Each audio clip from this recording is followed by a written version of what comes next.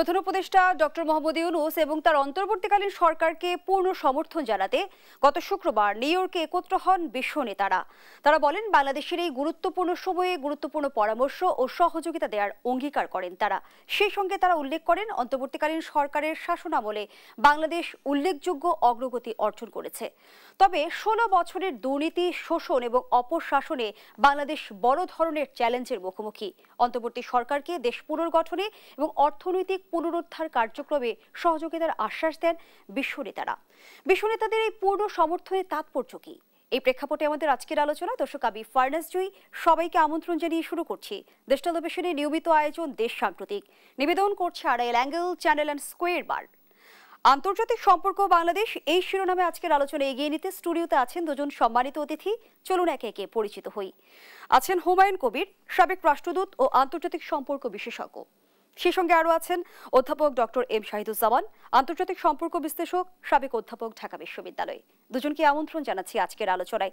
দুজনের কাছে একটা অভিন্ন প্রশ্নই রাখতে চাই। আমরা যেমনটি দেখলাম, গত শুক্রবার নিউ ইয়র্কে বিশ্ব নেতারা একত্রিত হয়ে অন্তর্বর্তী সরকারকে পূর্ণ সমর্থন জানালেন। এই পূর্ণ সমর্থনের তাৎপর্যটা বুঝতে চাই। হুমায়ুন কবির, আপনি যদি শুরু করেন। ধন্যবাদ আপনাকে। আমাদের প্রয়োজন কি এখন, সেটা প্রশ্নটা যদি করি তাহলে তার ওখানে জবাবটা আমরা পাবো। যদি ধরেন, আমরা সরকারের দিক থেকে বলা হচ্ছে এখনকার সরকার বিচার, সংস্কার, নির্বাচন, এই তিনটে তো প্রধান বিষয়। আরও একটা বিষয় আছে, সেটা বলে কম, সেটা হচ্ছে অর্থনীতিকে মোটামুটি চাঙ্গা করা। এই চারটা উপাদান কিন্তু এই মুহূর্তে বাংলাদেশের জন্য প্রাধান্যের জায়গা। তো প্রফেসর ইউনূস, আমাদের প্রধান উপদেষ্টা মহোদয় নিউ ইয়র্কে থাকাকালীন সময়তে লক্ষ্য করবেন, ওয়ার্ল্ড ব্যাংকের প্রেসিডেন্টের সাথে কিন্তু মিটিং করেছে। তার অর্থ হচ্ছে আপনি অর্থনৈতিক প্রাধান্য এবং সেখানে বাংলাদেশ থেকে যে টাকা পাচার হয়েছে সেটাকে উদ্ধার করার জন্য ওয়ার্ল্ড ব্যাংকের সহযোগিতা চেয়েছেন। তারপর অন্যান্য যাদের সাথে ওনার মিটিং হয়েছে সেখানে বিচার প্রক্রিয়া নিয়ে তিনি কথা বলেছেন। তো বিচার প্রক্রিয়া এটা করতে গেলে তো আমাদের আন্তর্জাতিক সহযোগিতার বা সমর্থনের প্রয়োজন, এবং এই ক্ষেত্রে তিনি কিন্তু জাতিসংঘের মানবাধিকার কমিশনের যে ফ্যাক্ট ফাইন্ডিং রিপোর্ট সেটার উল্লেখ তিনি করেছেন। তার অর্থ হচ্ছে যে এই বাংলাদেশে মানবাধিকারের যে ব্যাপক লঙ্ঘন হয়েছে সেগুলো যে দায়বদ্ধতার মধ্যে নিয়ে আসবার দরকার, এটা প্রয়োজন, এবং সরকারের দিক থেকেও সেটাকে তারা একটা প্রাধান্যের মধ্যে রেখেছেন, সেই কথাটা তিনি বলেছেন একটা। দ্বিতীয় বিষয়টা হলো যে সংস্কার, এটা বড় ধরনের সংস্কার প্রক্রিয়া চলছে। তিনি জুলাই ঘোষণার কথা বলেছেন, জুলাই সনদ এখন সব দল স্বাক্ষর করবে, এবং তিনি আশা প্রকাশ করেছেন যে এর মধ্য দিয়ে রাজনৈতিক দলগুলো এক ধরনের অঙ্গীকার করবে যে তারা সংস্কার প্রক্রিয়াটাকে নির্বাচনের পরে এগিয়ে নিয়ে যাবে। তো সেখানেও আমরা জানি যে বাংলাদেশে এই সংস্কারটা শুধু আমাদের প্রয়োজন না, এই সংস্কারটা আমাদের যারা উন্নয়ন অংশীদার তাদের জন্য এটা প্রয়োজন। তার কারণ হচ্ছে বাংলাদেশ যদি এই প্রক্রিয়াগুলো সংস্কার না হয় তাহলে আপনি এটা তারা এখানে আমাদের ব্যবসা বাণিজ্য করে, বিনিয়োগ করে, তো কাজে সেটা তারা করবে কি করে, অথবা আমাদের আর্থিক সাহায্য দেয়, সবগুলো জায়গাতে কিন্তু এই সুশাসন বা এই সংস্কার প্রক্রিয়া যে উদ্দেশ্য নিয়ে পরিচালিত হচ্ছে সেগুলো প্রয়োজন। এবং আপনি লক্ষ্য করবেন, গতকাল IMF বাংলাদেশকে লোন দেওয়ার সময় কিন্তু একটা কন্ডিশন দিয়েছে, তোমরা আর বেশি পরিমাণে ঋণ নিতে পারবে না বা নেওয়া উচিত হবে না। তার অর্থ হচ্ছে যে আমাদের প্রয়োজনের সাথে কিন্তু আন্তর্জাতিক সম্প্রদায়ের একটা ঘনিষ্ঠ যোগাযোগ এবং সমর্থন আছে। আর তৃতীয় যেটা আপনি বলছেন নির্বাচন, সেটা তো এটাই যদি বলেন আমাদের মাননীয় প্রধান উপদেষ্টার বক্তৃতার সেন্টার পিসটাই হচ্ছে এটা, যে আমরা নির্বাচনের দিকে যাচ্ছি এবং এই নির্বাচনের মধ্য দিয়ে একটা নতুন সরকার আসবে। সেই সরকারের প্রতি কিন্তু সমর্থন অব্যাহত রাখতে হবে, কারণ সংস্কার তো একদিনের বিষয় না, এটা একটা প্রক্রিয়া। তো এই সরকার হয়তো তার একটা রূপরেখা তৈরি করে দিয়ে যাচ্ছে, ভবিষ্যতে যে সরকারগুলো আসবে সেই সরকারগুলো কিন্তু এই রূপরেখার উপরেই যাতে কাজ চালিয়ে যায়, সেই জন্যই আন্তর্জাতিক সমর্থনও প্রয়োজন। তা না হলে এখানে আমরা আগেও দেখেছি এরকম সংস্কারের উদ্যোগ কিন্তু হয়েছে, ব্যর্থ হয়েছে। তার কারণ হলো যে সেগুলো আমাদের শুধু অভ্যন্তরীণ যারা স্টেক হোল্ডার্স আছে তাদের উপর ভরসা করে কিন্তু সেই সংস্কারগুলোকে টেকসই করা যায়নি। আর এবার যদি আরও একটা বিষয় আসে, বাংলাদেশের জন্য দুইটা বিষয় গুরুত্বপূর্ণ। একটা হচ্ছে রোহিঙ্গা, এটা নিয়ে আলাপ করেছেন তিনি, এবং এখানে অনেকগুলো উপাদানের কথা তিনি বলছেন। যেমন একটা হচ্ছে এখন যে ফাইন্যান্সিয়াল যে ডেফিসিটগুলো পড়ছে সেটার জন্য তিনি সাপোর্ট চেয়েছেন। আরাকানে একটা রাজনৈতিক সমঝোতা হলে সেটা টেকসইভাবে আমাদের এই রোহিঙ্গারা ফেরত যাওয়ার কথা বলেছেন। এই অঞ্চলে যারা শক্তি আছে তাদের সহযোগিতা চেয়েছেন, আন্তর্জাতিক সম্প্রদায়ের সহযোগিতা চেয়েছেন। আর লাস্ট যেটা আমাদের জন্য গুরুত্বপূর্ণ আন্তর্জাতিক সম্প্রদায়ের জন্য, এবং এটা জাতিসংঘের এবারের ৮০তম সাধারণ পরিষদ অধিবেশনের সেন্টার পিস যদি বলেন, সেটা হচ্ছে গাজায় কী করে যুদ্ধটা বন্ধ করা যায়। এবং সেখানে কিন্তু স্পষ্টভাবে তিনি বাংলাদেশের মানুষের কথাই বলেছেন। সারা পৃথিবীর মানুষ যা চাচ্ছে আমরাও তার সাথে সহমত যে গাজায় যুদ্ধবিরতি হওয়া দরকার। প্যালেস্টাইনের মানে দুই রাষ্ট্রের যে ফর্মুলা আছে সেটা এতদিন ডরমেন্ট ছিল, আবার এখন এটা আমরা দেখেছি গাজা ইস্যুটা যেভাবে হাইলাইটেড হয়েছে, সে কারণে কি রোহিঙ্গা ইস্যুটি অনেকটাই চাপা পড়ে গেছে? সেটা এইভাবে বলা ঠিক হবে না, কারণ আমার দুই সমস্যার দুই রকম চরিত্র। গাজাতে তো প্রতিদিন মানুষ মারা যাচ্ছে এবং সেটা ইসরায়েলি একটা নৃশংস বর্বরতা চালাচ্ছে সারা পৃথিবীর। আপনি দেখতে পাচ্ছেন সারা পৃথিবীতে এটা এই নিয়ে প্রটেস্ট হচ্ছে, মানুষ বিভিন্ন জায়গায় এগুলো করছে। নেতানিয়াহু জেনারেল অ্যাসেম্বলিতে যখন বক্তৃতা দিতে দাঁড়ালেন তখন লোকজন বয়কট করে চলে গেল। তো কাজেই ওইটার ধরন একরকম, এবং আর্জেন্সি যদি বলেন ওখানে যুদ্ধটা বন্ধ করা দরকার, মানুষের জীবন বাঁচানো দরকার। আর আমাদেরটার রোহিঙ্গাটার প্রক্রিয়া হচ্ছে আমরা এখন একটা মিয়ানমারের সমস্যার দায় ঘাড়ে নিয়ে গত ৮ বছর ধরে আছি। যত দ্রুত সম্ভব নিরাপদে এই রোহিঙ্গাদেরকে টেকসইভাবে মিয়ানমারে ফেরত পাঠানো, এটা হচ্ছে কাজে ওই গাজার আর্জেন্সি ঠিক এখানে নাই। কিন্তু এর অর্থ এই না যে এটা কম গুরুত্বপূর্ণ, এবং সেটাই তিনি হাইলাইট করেছেন। এবং ৩০ তারিখে কিন্তু আগামীকালই নিউ ইয়র্কে একটা ইন্টারন্যাশনাল কনফারেন্স হবে জেনারেল অ্যাসেম্বলির সাইডলাইনে। তো সেখানেও ভবিষ্যতে এই রোহিঙ্গাদেরকে ফেরত পাঠাবার জন্য একটা রোডম্যাপ যদি তৈরি করা যায় সেই চেষ্টাটা করা হবে। সেটার ইঙ্গিতও কিন্তু আমাদের প্রধান উপদেষ্টা মহোদয় দিয়েছেন।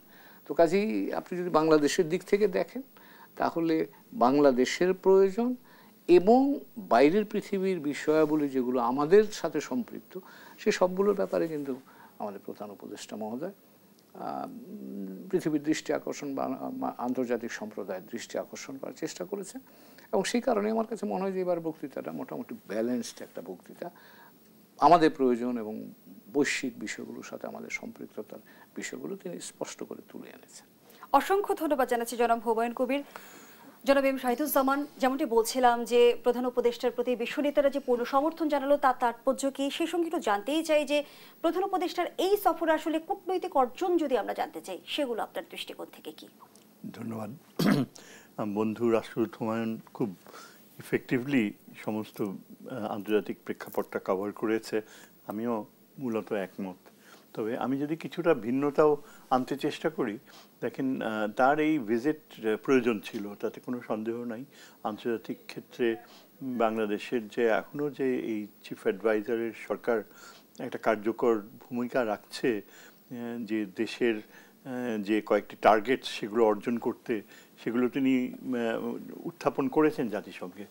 তবে আমি দু একটা বিষয়ে আমার কাছে খুব তাৎপর্যপূর্ণ মনে হয়েছে। প্রথমত তার যে ভারতে যে মার্কিন রাষ্ট্রদূত আসছে তার সাথে যে সাক্ষাৎটা হয়েছে, এবং সেখানে খুবই তাৎপর্যপূর্ণভাবে তিনি ভারতের লিমিটেশনসগুলো বাংলাদেশের সাথে সম্পর্কের ক্ষেত্রে তুলে ধরতে পারলেন।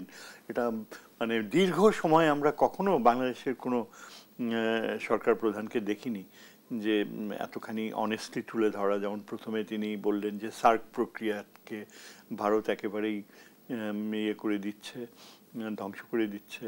তারপর ভারত যে বাংলাদেশের যে বিভিন্ন আন্তর্জাতিক সহযোগিতা বা শত্রু মিত্র ধারণা, সেখানে ভারত তাদের মিডিয়া ন্যাক্কারজনকভাবে হস্তক্ষেপ করছে।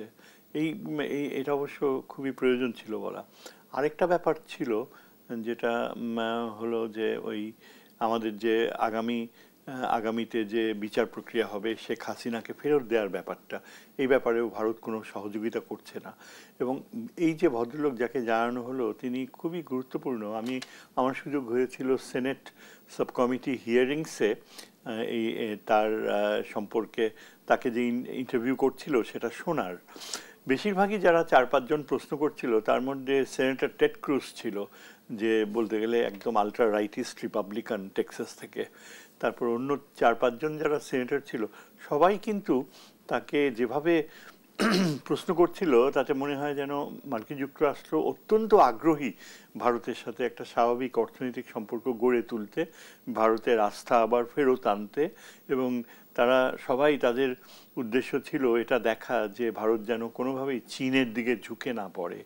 এবং এই ভদ্রলোক অ্যাম্বাসেডর তিনিও কিন্তু আশ্বস্ত করলেন, এমনকি সিনেটর টেড ক্রুজেরও যে ইয়ে ছিল বক্তব্য যে টেক্সাসের সাথে এনার্জি সেক্টরে তেল উত্তোলন বা তেলের বিষয়ে সংক্রান্ত যে ভারতের যে মার্কিন যুক্তরাষ্ট্রের সহযোগিতা, সেখানে টেক্সাস কতখানি ভূমিকা রাখতে পারে এবং সেটাকে আপনি দেখবেন।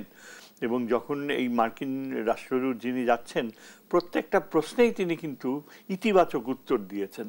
তার মানে ধারণাটা এমন ছিল যে মনে হচ্ছিল যেন তার মূল উদ্দেশ্য হচ্ছে ভারতকে আবার মার্কিন বলয়ে ফিরে আনা এবং ভারতের আস্থা অর্জন করা।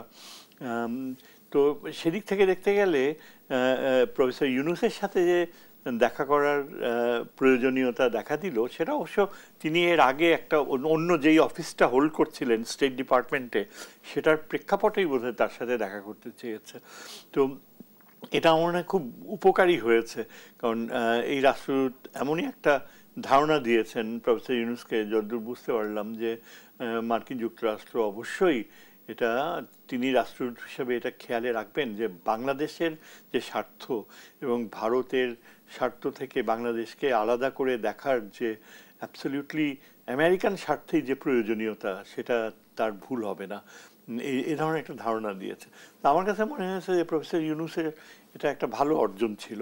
তারপর আপনার একটু সমালোচকের দৃষ্টিতে দেখলে দেখব যে এমন কিছু হেড অফ দ্য গভর্নমেন্টের সাথে দেখা করেছেন যারা বাংলাদেশ থেকে এত দূরে এবং বাংলাদেশের সাথে সম্পর্কের ক্ষেত্রে এত মানে নগণ্য যে এটা চোখে পড়ার মতো, যে এদের সাথে কি প্রয়োজন ছিল। বরং তার চেয়ে আরও কিছু যদি কার্যকর সরকার প্রধানদের সাথে দেখা হতো তাহলে ভালো। অবশ্যই তার প্রেসিডেন্ট ট্রাম্পের সাথে দেখা হয়েছে, this is a good sign. কিন্তু যদি একটা আলাদা মিটিং হতো, তারপর পাকিস্তানের প্রধানমন্ত্রীর সাথে তার ক্ষণিকের জন্য দেখা হয়েছে, সেখানে এই নিরাপত্তা সহযোগিতা, অর্থনৈতিক সহযোগিতার বিষয়টা আবার রিঅ্যাসিওর্ড হয়েছে, which is a very good sign. তবে স্বভাবতই দেখা গেল যে ভারতের যে পররাষ্ট্রমন্ত্রী, তার সাথে কিন্তু কোনো দেখা সাক্ষাৎ ঘটেনি। তো অন দ্য হোল বলতে গেলে তার এই যে বাংলাদেশকে একটা পজিটিভ ইমেজে তুলে ধরা, এটা মোটামুটি এফেক্টিভ হয়েছে। কিছুটা আমার মনে হয় আরও ভালো হতে পারত যদি এমন কিছু কূটনীতিক থাকতো বাংলাদেশের মিশনসে, যারা ওইভাবে অত্যন্ত আন্তরিকভাবে একটা প্রচেষ্টা নিত। আমরা যে যতদূর জানতে পারলাম যে নিউ ইয়র্কে যে একটা অঘটন ঘটে গেল, তারপর এই যে রাস্তায় যে অত্যন্ত অপ্রিয় যে সংঘাত বাংলাদেশের ইমেজের প্রচুর ক্ষতি করছে, আমরা টেলিভিশনে গত 2-3 দিন থেকে দেখে আসছি। এবং সরাসরি নিউ ইয়র্কের রাস্তায় জাতিসংঘের কাছে বিএনপি আওয়ামী লীগদের দ্বন্দ্ব, তারপর আওয়ামী লীগের বয়স্ক মহিলা অত্যন্ত আপত্তিকর ভাষায় গালি দিচ্ছে, চিৎকার করছে, এবং নিউ ইয়র্কের যে পুলিশরা দাঁড়িয়ে দাঁড়িয়ে তামাশা দেখছে। আমার মনে হয় এটা অবাক হয়েছে, অন্য কোনো দেশের বেলায় আমার জানা নাই যে এরকম কোনো সরাসরি মানে ডিসপ্লে অফ ডিসেন্ট এটা যে এত নগ্নভাবে ঘটতে পারে। আমাদের দেশের রাস্তায় ঘটা অস্বাভাবিক কিছু না, কিন্তু ওইখানে এরকম ঘটতে দেওয়াটা, এটা আমি বলবো যে আমাদের যে মিশন রয়েছে সেখানে তাদের ব্যর্থতা।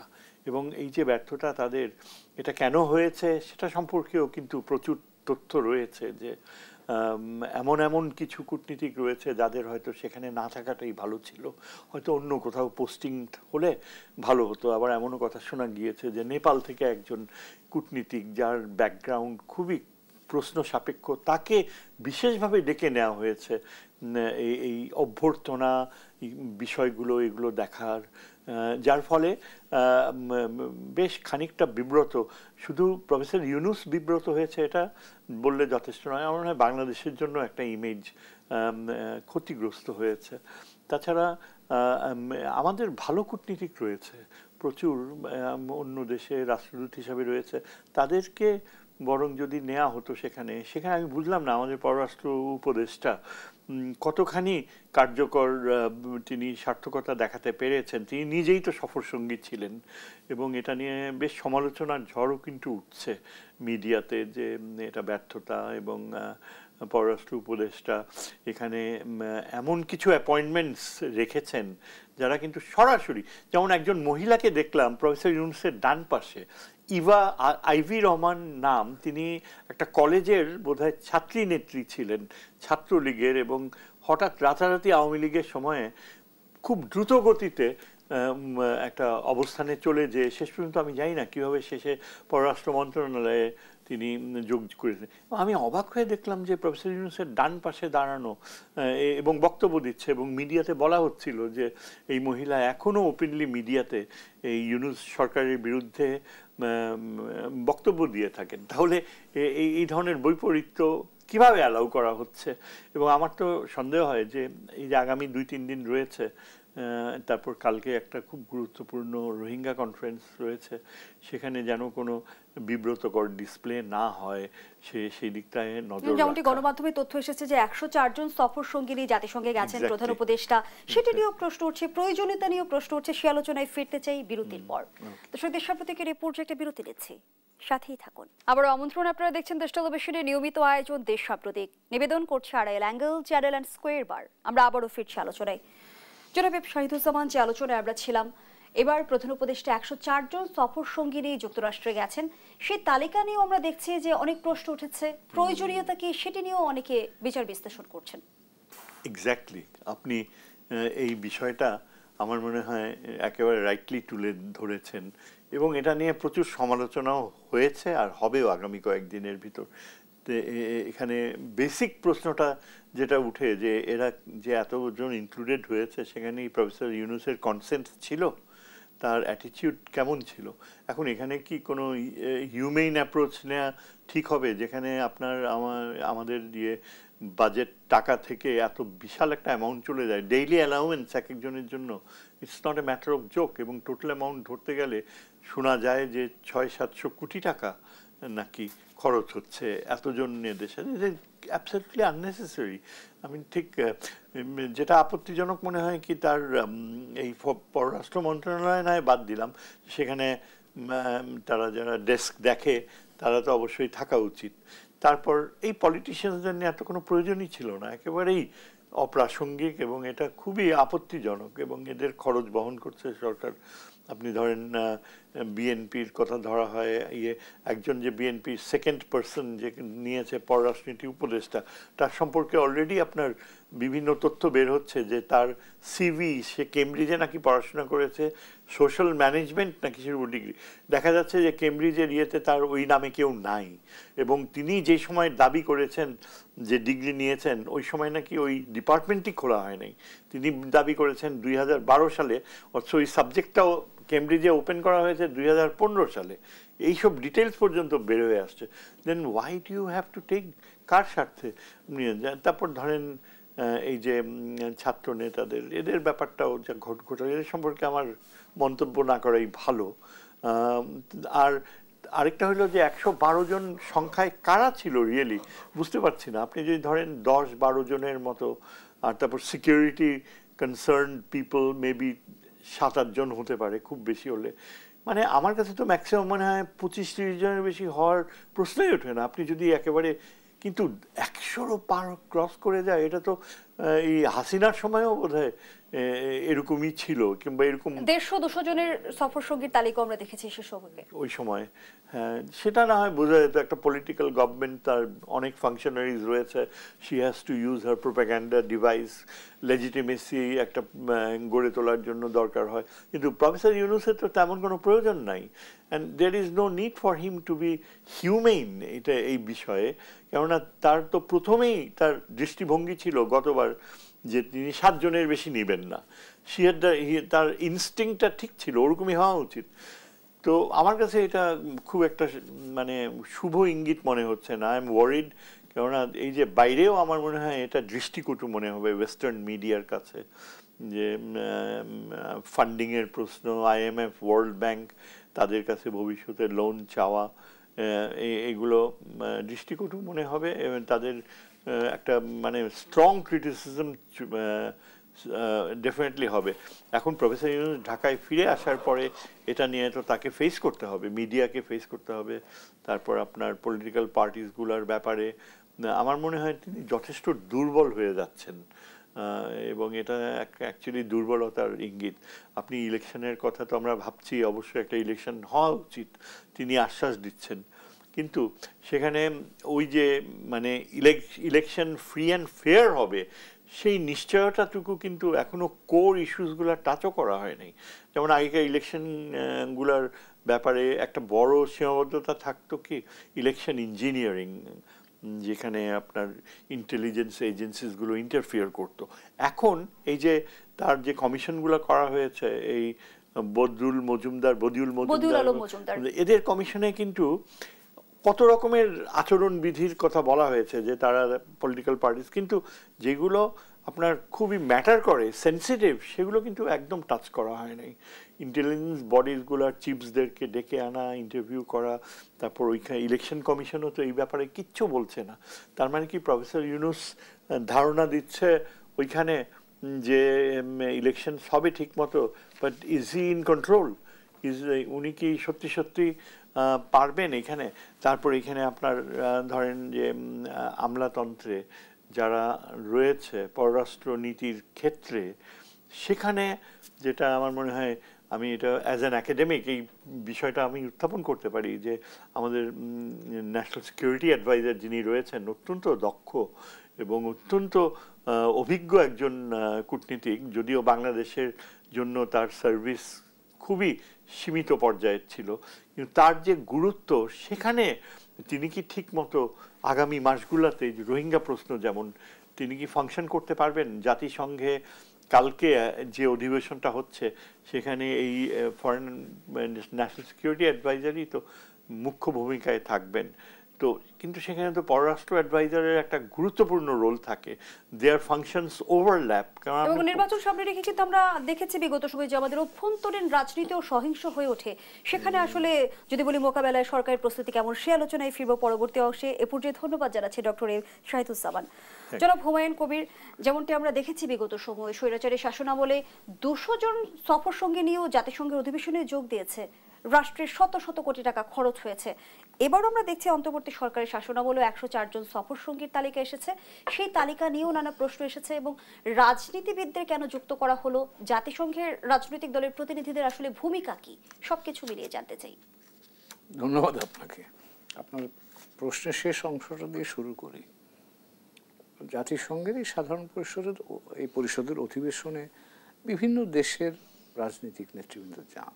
এটা আমাদের জন্য একটু ইউনিক মনে হচ্ছে, কিন্তু এটা যান। যেমন 1997 সালে আমি তখন জাতিসংঘে আমাদের মিশনে কাজ করি, তখন বাজপেয়ী তৎকালীন ভারতের বিরোধী দলের নেতা, তিনি কিন্তু ভারতের ডেলিগেশন লিড করেছেন। এছাড়াও তো অন্যান্য রাজনৈতিক নেতৃবৃন্দ ছিলেন। তো কাজে সেটা আছে এবং আমার ধারণা এটা যে এইবারে এই রাজনৈতিক নেতৃবৃন্দকে দলে অন্তর্ভুক্ত করার পেছনে যত না জাতিসংঘের এই সাধারণ পরিষদের অধিবেশনের সাথে এটা সম্পৃক্ত, তার চাইতে বেশি বোধহয় ডোমেস্টিক পলিটিক্যাল প্রসেসটাকে মানে স্মুথ করার জন্যে বা এটাকে একটু সামনে সহজভাবে এগিয়ে নিয়ে যাওয়ার উদ্দেশ্য নিয়েই সেটা হয়ে থাকবে। কারণ ওখানে ধরুন সকলেই আছে, ভেরি ইনফর্মাল এনভায়রনমেন্টে অনেক আলাপ আলোচনা হয় এবং সেটা যদি পজিটিভ একটা ইম্প্যাক্ট বাংলাদেশ অভ্যন্তরীণ বিষয় পরে, আমার ধারণা সেই বিবেচনাটাই প্রধান হিসেবে ভূমিকা পালন করেছে। আর যেটা আপনি বললেন যে এছাড়াও প্রফেসর শহীদুজ্জামান বললেন, আমি একটু যোগ করি তার সাথে। একটা হচ্ছে যে আপনি এই ধরনের ডেলিগেশনের সময় যেটা কয়েকটা বিষয় মনে রাখতে হয়। একটা হচ্ছে যে প্রয়োজনীয়তা, আপনার ফাংশনাল রেলিভেন্সটা কি আছে, এখানে কাজ কি হবে, তার সাথে এদের সম্পৃক্ততা আছে কিনা। তো সেটা বাংলাদেশের ক্ষেত্রে রাজনৈতিক সরকারের সময়ও দেখিনি, এখনও আমার দেখে মনে হচ্ছে যে এখানে কাজের জন্য প্রয়োজন যা তার চাইতে বেশি লোক গেছেন, এটা তো পরিষ্কার দেখা যাচ্ছে। দ্বিতীয় আরেকটা হচ্ছে আমাদের ধরেন বর্তমান বাংলাদেশের অর্থনৈতিক অবস্থার কথাটা যদি বলি, এখানে আমরা বিভিন্নভাবে অর্থনৈতিকভাবে চাপে আছি। সেই সময়ে এই ধরনের খরচটা কি খুব বেশি জরুরি বা খুব বেশি প্রয়োজনীয় ছিল? আর তৃতীয় যেটা বলবো যে আমরা তো অন্তর্বর্তীকালীন সরকারকে একটা স্বাভাবিক রাজনৈতিক সরকারের মতো দেখতে চাই না। আমরা তো তাদের কাছ থেকে নীতি নৈতিকতা, একটা উঁচু মানদণ্ড, এটাই আমাদের প্রত্যাশা। তো সেই তিনোটা দিক থেকে যদি আমরা দেখি তাহলে এখানে একটু বাহুল্যতা তো আমরা লক্ষ্য করছি বলাই বাহুল্য। ধন্যবাদ জানাচ্ছি। আমরা যেমনটি জানি প্রতিরক্ষা চুক্তি করতে আগ্রহী জাপান এবং বাংলাদেশের প্রতিরক্ষা সক্ষমতা বৃদ্ধিতে এই চুক্তি কি ভূমিকা রাখবে সে আলোচনায় ফিরবো। আবারও বিরতির সময় হয়েছে। দর্শক দেশ সম্প্রতিকের এই পর্যায়ে আবারও বিরতিতে যাচ্ছি, সাথেই থাকুন। আবারও আমন্ত্রণ, আপনারা দেখছেন দেশ টেলিভিশনের নিয়মিত আয়োজন দেশ সাম্প্রতিক। নিবেদন করছে Arail angle channel and square বার। আমরা আবারও ফিরছি আলোচনায়। জনাব হুমায়ুন কবির, যে আলোচনায় আমরা ছিলাম বাংলাদেশ ও জাপান প্রতিরক্ষা সরঞ্জাম ও প্রযুক্তি হস্তান্তর সংক্রান্ত চুক্তিতে সইয়ের বিষয়ে নীতিগতভাবে সম্মত হয়েছে এবং চুক্তির উল্লেখযোগ্য বিষয়গুলো যদি আমি আপনার কাছে তুলে ধরি, প্রতিরক্ষা সরঞ্জাম হস্তান্তর, সাইবার নিরাপত্তা, উপকূলীয় নজরদারি, স্যাটেলাইট প্রযুক্তি ইত্যাদিতে যৌথ গবেষণা এবং রয়েছে সমরাস্ত্রের ক্ষেত্রে কঠোর নিয়ন্ত্রণ ব্যবস্থা অনুসরণ করা। আমার আপনার কাছে প্রশ্ন হচ্ছে, বাংলাদেশের প্রতিরক্ষা সক্ষমতা বাড়াতে এই চুক্তি কি ভূমিকা রাখতে পারে? রাখতে পারে, বিভিন্নভাবেই রাখতে পারে। দুই দিক থেকে যদি দেখি, একটা হচ্ছে বাংলাদেশের দিক থেকে আমরা ডাইভার্সিফাই করতে চাচ্ছি এবং এই ডাইভার্সিফিকেশনের ক্ষেত্রে কস্ট একটা ফ্যাক্টর। কোথায় কিনছি সেটা আর একটা ফ্যাক্টর। তো সেই জায়গায় সেন্সিটিভিটি আর একটা ফ্যাক্টর। সো এইগুলো সব মিলিয়ে জাপান একটা নিরাপদ জায়গায়, কারণ জাপান আমাদের 1 নাম্বার ডোনার এখন এবং জাপানের সাথে আমাদের সহযোগিতা আছে। আপনি যদি বলেন টেকনোলজি পয়েন্ট অফ ভিউতে Japan can give us the top of the line technology. Cost effectiveness যদি বলেন, খুব না হলে কম্পিটিটিভ না হলেও মোটামুটি জায়গায় থাকা যায়। And it's not China, so কাজে আপনি আমেরিকানদের কাছ থেকে খুব রেজিস্ট্যান্স পাবেন না। ইন্ডিয়ানদের দিক থেকে রেজিস্ট্যান্স আসা কম, বিকজ তারাও তাদের সাথে কাজ করে। তো এটা হচ্ছে আমাদের দিক থেকে এই সুবিধাগুলো আছে। জাপানের দিক থেকে যেটা হচ্ছে, জাপান গত 2 বছর আগে আমাদের ওডিএ, যেটা অফিসিয়াল ডেভেলপমেন্ট অ্যাসিস্ট্যান্স বলি আমরা, জাপান কিন্তু আমাদের 1 নাম্বার ওডিএ প্রোভাইডার। জাপান গত 2 বছর আগে এই ওডিএর মধ্যে একটা নতুন প্রভিশন ঢুকিয়েছে। এখন তারা সিকিউরিটি, অফিসিয়াল সিকিউরিটি অ্যাসিস্ট্যান্স বলে এটাকে, ওএসএ। অর্থাৎ অফিসিয়াল এই ডেভেলপমেন্ট অ্যাসিস্ট্যান্সের পাশাপাশি সিকিউরিটি অ্যাসিস্ট্যান্সটাকে তারা এখন এটার অংশ হিসেবে ধরে নিয়েছে। কাজেই তাদেরও পলিসি ফ্রেমওয়ার্কের দিক থেকে আমাদের সাথে এই ধরনের সহযোগিতা আসতে কোনো অসুবিধা নাই। আর আমরাও ডাইভার্সিফাই করতে চাচ্ছি, কস্ট ইফেক্টিভিটি চিন্তা করছি, সেন্সিটিভিটি চিন্তা করছি। সেগুলোর দিক থেকেও আমার ধারণা দুই পক্ষের একটা কনভার্জেন্স অফ ইন্টারেস্ট যদি বলেন, সেটা হয়েছে। এবং আমিও এটাতে খুব, আমি মনে করি এটা আমরা ডাইভার্সিফাই তো করবই, প্রকিউরমেন্টে যাবো। এবং আপনি খেয়াল করেন অনেকগুলো আমাদের জন্য, cyber security is very important area for us. তারপর আপনার কোস্টাল পেট্রোলিং অ্যান্ড এইগুলোর সিকিউরিটি আমাদের জন্য খুব গুরুত্বপূর্ণ। আপনি research and development of equipment আমরা যদি এদের কাছ থেকে করে নিজেরা ডেভেলপ করতে পারি, সেগুলি আমাদের জন্য গুরুত্বপূর্ণ। তো কাজেই এটা আমার কাছে খুব একটা interesting, I would say positive development বলে মনে হচ্ছে। আমরা যদি ডিসাইড করে থাকি পলিসি ওয়াইজ যে আমরা সামনে যাব, দেন ইটস এ গুড অপশন। ধন্যবাদ জানাচ্ছি আপনাকে। ডক্টর এম শাহিদুজ্জামান, জাপানের সাথে বাংলাদেশের সমরাস্ত্র এবং প্রযুক্তি বিনিময় চুক্তি হলে বাংলাদেশ আসলে কোন কোন দিক দিয়ে সুযোগ পাবে বা আরো অগ্রাধিকার হবে? আরেকটি বিষয় জানতে চাই যে এই চুক্তির ফলে কূটনৈতিক কোনো প্রভাব কি রয়েছে ভূ রাজনীতির ক্ষেত্রে, যদি জানতে চাই। ধন্যবাদ। অ্যাম্বাসেডর হুমায়ুন সাহেব যা বললেন সেটা আমি ফলো আপেই বলবো যে আমরা ডাইভার্সিফাই করাটা তো একটা বড় অ্যাডভান্টেজ হয়েছে। তারপরে আপনি দেখেন জাপানের সাথে আমাদের যে এই সামরিক ক্রয় সম্পর্ক থাকার ফলে সবচেয়ে ইম্পর্টেন্ট পয়েন্ট হচ্ছে যে ভারতের আপত্তি খুব একটা ধোপে আর টিকবে না। আমরা দেখছি যে বারংবার ভারতের যে প্রোপাগ্যান্ডা মেশিনারি, তারা বারংবার উৎকণ্ঠা সৃষ্টি করছে যে চীনের কাছ থেকে বিমান ক্রয় করা হচ্ছে, তারপর নানা রকমের এই যে প্রযুক্তিগত। কিন্তু বাংলাদেশ চীন সম্পর্কে কোনো প্রভাব ফেলবে কিনা এই চুক্তি? আমার মনে হয় না। এখন পর্যন্ত কিন্তু আমরা দেখতে পাইনি যে চীন সেভাবে রিয়্যাক্ট করেছে। চীন ইজ ভেরি প্র্যাগমেটিক, চায়না। কারণ চায়নার সাথে আমাদের কোনো মতাদর্শগত বা একেবারে যে মিত্র হয়ে যাচ্ছি বা ওই ধরনের ডিফেন্স ট্রিটি করা, যে সেরকম কোনো কিছু তো নাই। চায়নার সাথে আমাদের সম্পর্কটা অনেকাংশেই কিন্তু প্র্যাগম্যাটিক একটা বিজনেস ওরা ওইভাবেই দেখে, যদিও আমরা এটাকে অনেক সময় দেখা যায় যে ভারতের বিপক্ষে একটা অবস্থান নেওয়ার প্রয়োজনে চায়নাকে আমরা অনেকাংশেই ডেকে আনি। এটা একদিক থেকে ভালো যে জাপানের সাথে আমাদের ক্রয় করার মাধ্যমে চীন বরং আরো রিঅ্যাশোর্ড হবে যে বাংলাদেশের পররাষ্ট্র নীতিতে স্বাধীন একটা উদ্যোগ ডেভেলপ করেছে, ভারতমুখী ধারণা থেকে আমরা সরে আসছি। কারণ আগে তো শেখ হাসিনার সময় মানে ইন্ডিয়া চাপিয়ে দিত আমাদেরকে ডিফেন্স ইয়ে করা, এবং সেখানে বাংলাদেশকে প্রচুর বিব্রত হতে হয়েছে।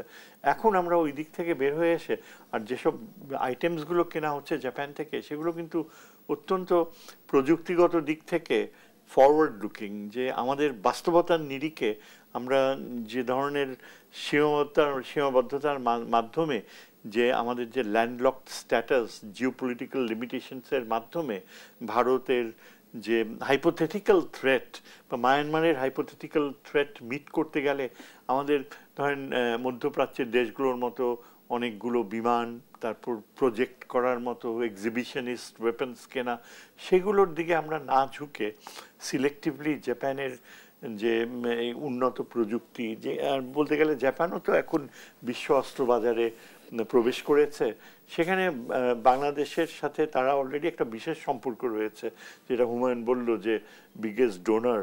তাছাড়াও জাপান আমাদের একটা ডিপ সি পোর্ট ডেভেলপ করেছে, এবং সেইখানে সেটার কারণেই কিন্তু জাপান বাংলাদেশের প্রতি আরও গভীর মিত্রতার সম্পর্ক গড়ে উঠছে। জাপানের সাথে চীনের সন্দেহজনক সম্পর্ক রয়েছে, কিন্তু তারপরেও জাপান এটা অ্যাকসেপ্ট করে নিচ্ছে যে তারা ওই ধরনের কোনো মানে আমাদের ইন্টারনাল পলিসি চয়েসেসগুলোয় জাপান ইন্টারফেয়ার করে না, এবং এটাও একটা খুব বড় একটা সুবিধা। আশা করা যায় যে ভবিষ্যতে আমরা জাপানের শিপিং, জাপানের এই চুক্তির ফলে প্রতিরক্ষা সক্ষমতা বৃদ্ধিতে গুরুত্বপূর্ণ ভূমিকা রাখবে এমনটি বলা যায়। আমরা আমাদের আয়োজনের একেবারেই শেষ পর্যায়ে অসংখ্য ধন্যবাদ জানাচ্ছি ডক্টর এম শাহিদুজ্জামান, ধন্যবাদ জানাচ্ছি জনাব হুমায়ুন কবির আপনাকেও। দর্শক, শেষ করছি দেশ সপ্তাহের আজকের আয়োজন। ধন্যবাদ এতক্ষণ আমাদের সাথে থাকার জন্য।